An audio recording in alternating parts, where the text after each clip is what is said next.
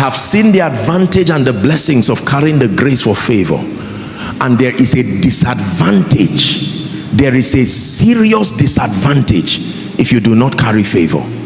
Let me be honest with you.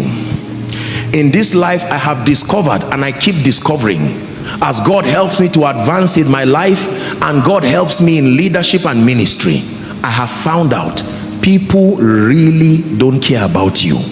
This is a very painful revelation. It takes a long time usually for people. People don't care about you at all. They are passionately obsessed with making a meaning out of their own lives. So whatever will make them leave their own affairs and zoom their attention to you has to be divine. Listen, most of us have this superstitious idea that just because I love God, everybody will shut down on their destinies and just pay attention to me. No, sir. Welcome to another word of liberation. This might be the exact word that God is going to use to change your life. Stay with me, because by the end of this video, you will understand why God brought you here. Listen and be blessed.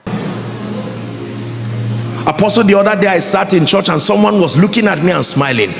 My brother, as he was looking at you, he was thinking about something else. I can almost tell you, you are not the one he was looking at. I'm not being sarcastic.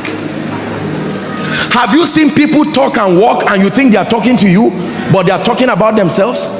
How is this rent going to come? Say, sorry, I'm not talking to you, I'm discussing something serious. Listen, do you know why I'm teaching you this? It's not just to laugh and to scorn.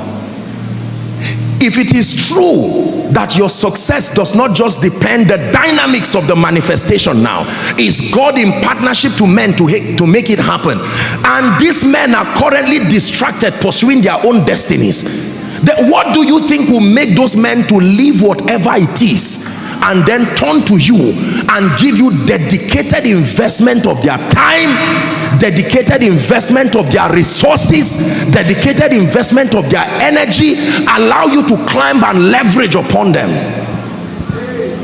I was preaching, come Sam, I was preaching years ago, and a man of God preached before me, and he shared a story that I found very, very powerful. Pay attention to the story. This is what he said: that there was a senior advocate, I think in this country or so, or around the world, very senior legal practitioner, very wealthy, very successful, influential, one whose name is a key. You know, names can be two things, keys or padlocks. But this one, his name is a key. And there was this young lawyer who had tried to set up his firm. It failed. Very sincere, smart gentleman. Watch this. And he was really frustrated, and he went to God in prayer and said, Lord, change my life. Things have to change. And every time he would stand, he would see some of these top clients, institutions running around to talk to that senior advocate, to help them, you know, in all kinds of legal services. And these people would be bidding for millions of dollars. And that gentleman felt life was so unfair. I'm just looking for a fraction of this thing. Look what they want to give this man, and he's leaving them. And what kind of thing is this? When God wanted to help that gentleman, this is what happened. In the presence, I think they were at a conference, and there were several people, businessmen, billionaires, other lawyers, the captains of industry.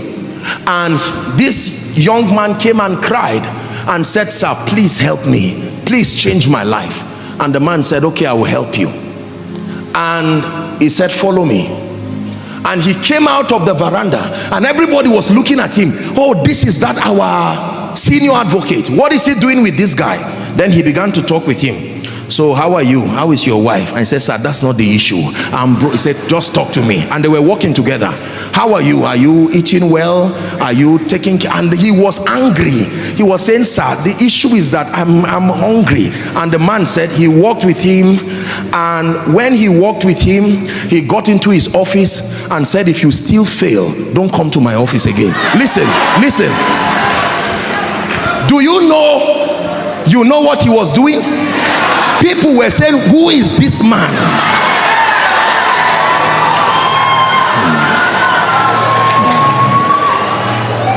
Please sit down. Sit down and learn. You are in the house of God.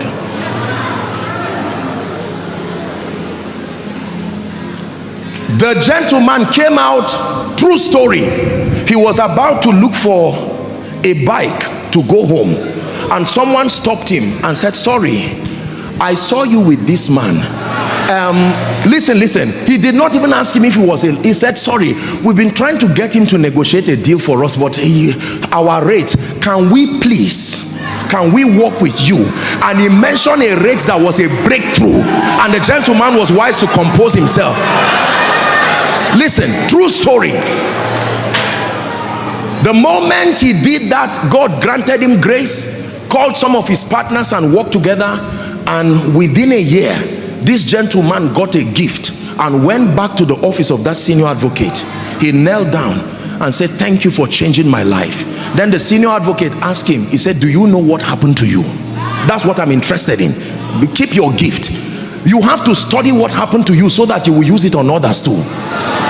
Favor is when an individual invests his credibility on you.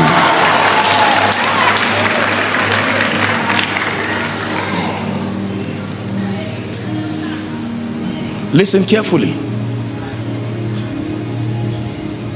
Who likes you in this kingdom matters.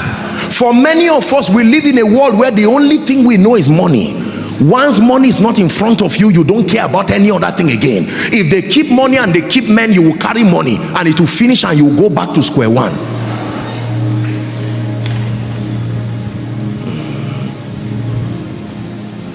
There are 7 currencies that we use to purchase realities in this kingdom. Everything is bought. There are 7 currencies. The least of them is money. I pray for you, Koinonia, from the depth of my heart. May you never be so poor that the only thing you have is money.